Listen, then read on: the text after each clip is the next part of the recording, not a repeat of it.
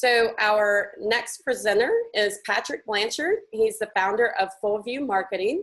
I've known Patrick for several years, and he's a master at utilizing digital tools to drive results. His talk today is on the digital marketing ecosystem.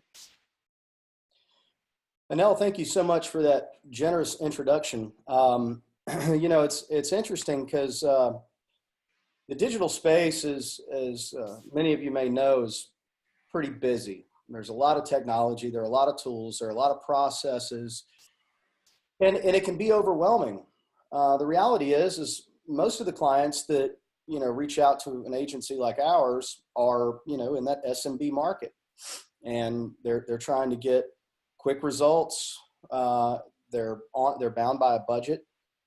They have indicators of what they want success to look like, but sometimes they miss the fundamental beginning of all of it, which is, what's the purpose of the campaign and what are you trying to achieve?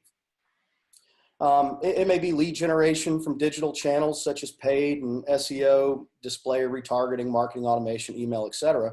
It may be increased sales from e-commerce. You know, they may want to see lifts in social, or they may want to see lifts over here. But the reality is there are only three things you can do with digital marketing within its own ecosystem. Only three things. You can go find individuals who have never engaged with your brand, aren't aware of your brand. You can try to coerce them onto your site to do what you want them to do. If you're a B2B technology company, you know, it may be something as simple as a form fill out. So you can begin your nurturing process. If you're, you know, a company selling blue widgets through a Shopify experience, then it may be actually product sales that you're looking for. The other thing that I would argue that you can do is go find people that have engaged with you historically and try to convince them to engage again. And that can be done through an array of things, you know, retargeting, additional search campaigns targeting demographics that have historically reached out to you, you know, social media, marketing automation, nurturing. And then the last thing you can do is find people that have bought from you before and coerce them to buy again. So there are only three things. So if you simplify it like that and you go, okay, what is my goal? What am I trying to achieve? And then what are the three things that I can fundamentally do to increase sales? It makes it a much more snackable experience to put together a campaign. Now, I'm looking at it from more of a direct response perspective here when I outline those three options. But at the end of the day, those are the three things you can do. So, you know, there are tons of tool options. Through any kind of campaign launch, you know, there are project management tools. Now, while I'm not going to say that there are, you know, well, there are 1,000 of them, but, you know, even if it's something as simple as Basecamp or Trello or Asana, you know, affordable options for project management. There are two primary analytics tools I recommend. You know, I think that if you position a campaign with appropriate tagging, so that you can understand from a data analytics perspective how they're performing in real time as well as over the course of time. If Google Analytics is your central hub, usually anyone in this industry can kind of take that information and run with it. You know, it's a universal tool. We've all used it. In some cases, we've had e-commerce clients, for instance, who use tools like Kissmetrics as well, because you may have, you know, a direct purchase option on your site, but you may have an extension factored in where there's a payment plan. Google Analytics is not going to track that in all cases.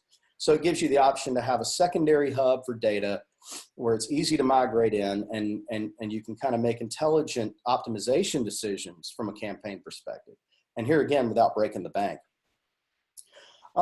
Paid media is like infinite in options. There's so many DSPs and ad networks and exchanges, and it can be a little bit intimidating. But if you're looking to grow a campaign or grow business through a campaign, and you want to go where people are, you have to remember that people use the search engine Google to solve problems. They go to Google with questions, and we trust the answers somehow. Google is also a for-profit corporation, so they sell us the opportunity as advertisers to be in a good position to answer and solve those problems that the consumers have. There are other options here, though. I mean, if you look at Google AdWords alone, I mean, you've got search ads, display network, retargeting opportunities, and there's so many ways to target strictly through that tool alone. So it's a great place to start. You know, in time, Bing ads, different types of display networks that are out there.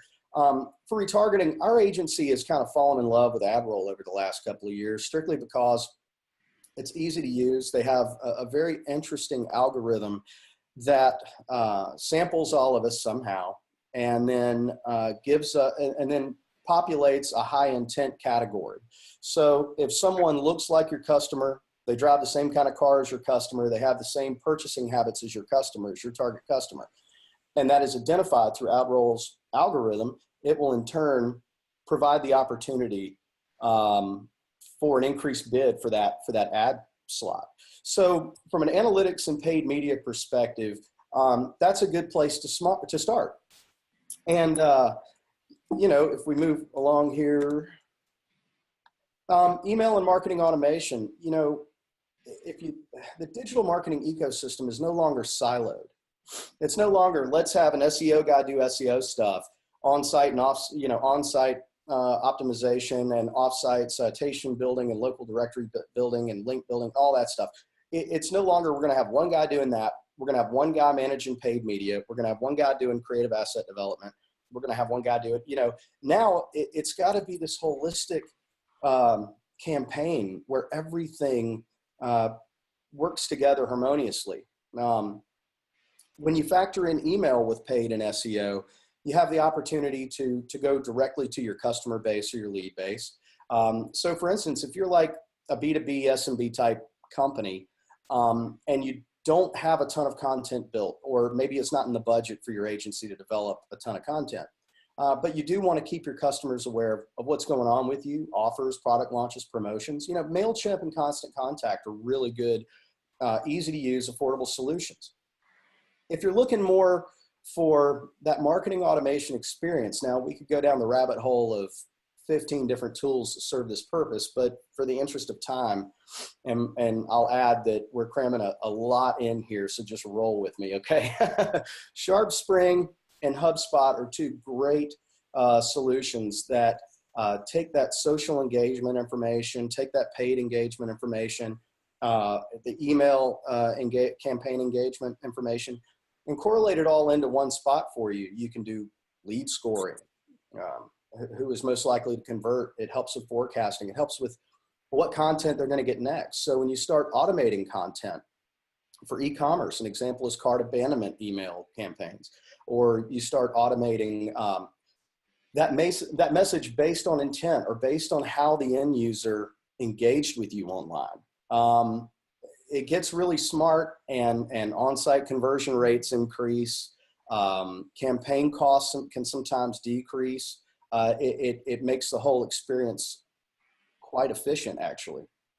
So email and marketing automation are pretty important. If you're a B2C e-commerce company, you know, we've partnered with, you know, Springbot and Bronto.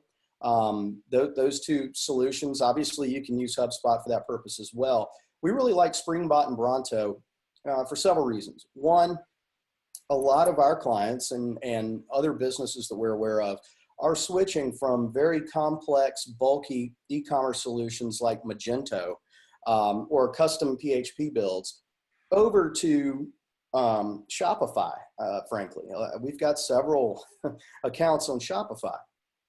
And so when you're integrating your marketing automation tool with Shopify, it's far easier. It's all done via extension. And so that makes life better. So then you're able to correlate sales information, customer history information with social engagement information, email. For instance, Springbot, local Atlanta company. We love them. They have a great interface, easy to use. Clients like the reporting. But, you know, I can manage data from Google Analytics in one place, the same place where I manage my AdRoll retargeting campaigns, which is in the same place that I manage my Amazon store. So if the e-commerce company sells on Amazon, you know, as well as email campaigns and triggered marketing automation campaigns all in one place. And that just makes everyone's life better. So the agency, the client, the end user, the whole experience becomes better when you can automate all of that in one location. So Springbot's one of our favorites. We like Bronto as well. So whether you're, you know, B2B, SMB, or a small consumer services type company, you know, email and marketing automation work the same way they do for e-commerce. So then if you look at social, I heard someone say one time, if, you know, content is king, and I kind of went, okay, I get it from an SEO perspective and from just a general brand conversation perspective. But if you're not creating content that makes the end user's life better, you're better off just not making content, not creating content. And that goes for text, video, any kind of creative.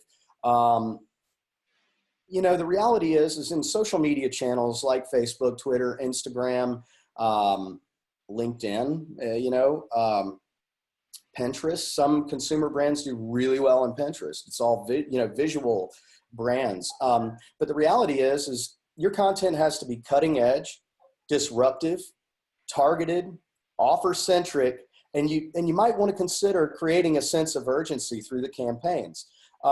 Video and image without a lot of text tend to perform incredibly well, much better than just standard text. So if you're going to create social content, make sure you know who you're sharing it to. Create lookalike audiences. Understand your buyer persona, even if it's something as simple as generating a literary persona for the sake of just visualizing who your customer is. All of that is very important to do. So the summary here, and kind of where the rubber meets the road for me, is you should never boil the ocean. Don't try to take a campaign from launch to infinity in 30 days. Don't try to do it. Test. Pick little things, little tiny places you can move the needle, and try that first. Don't overcomplicate. You know, go back to that first slide. What's your objective with the campaign? What is it that you're trying to accomplish? You know, spend marketing dollars. Don't spend marketing dollars without return. Now, you know, it may be that you don't know what a lead is worth on your site. Like, you don't know what a form fill out is worth. You're not e-commerce. You don't have a ton of historical data. It's okay. You can build into that.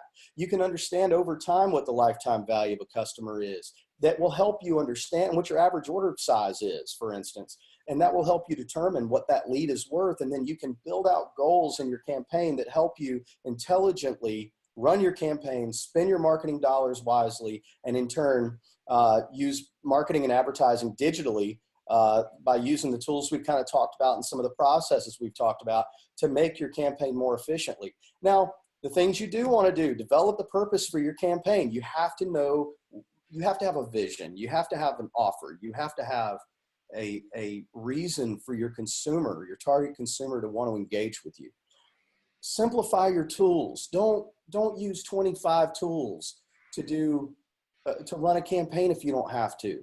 Use one as your source of analytics for reporting. Use a couple of ad networks. Use your social channels, because really it comes down to, we're not marketing as marketers to technology. We're marketing to people. And we have to remember that. So it doesn't matter what tools you have in the tool belt necessarily at all times. What matters is, are you positioning that right message to that right person with that right offer or solution at the right time on the right device? I mean, it sounds a little complicated, but it can be simplified. And you start with your technology stack. And then you have to streamline your message or offer. You have to have a clear direction with what you're trying to achieve, and you have to have a clear offer or a clear, amazing solution to a problem. And if you have those things in line, you're probably going to run a pretty efficient, pretty amazing campaign. Thank you so much for Anel, for allowing me to participate in this. I've really enjoyed it so far, and I look forward to hanging out for the rest of it. Thanks, Patrick. That was a great presentation. Again, if you'd like to ask Patrick some questions, you can email him at the contact information here, or you can send it to me, abarnett@marketing-mob.com, and I'll get those questions to him.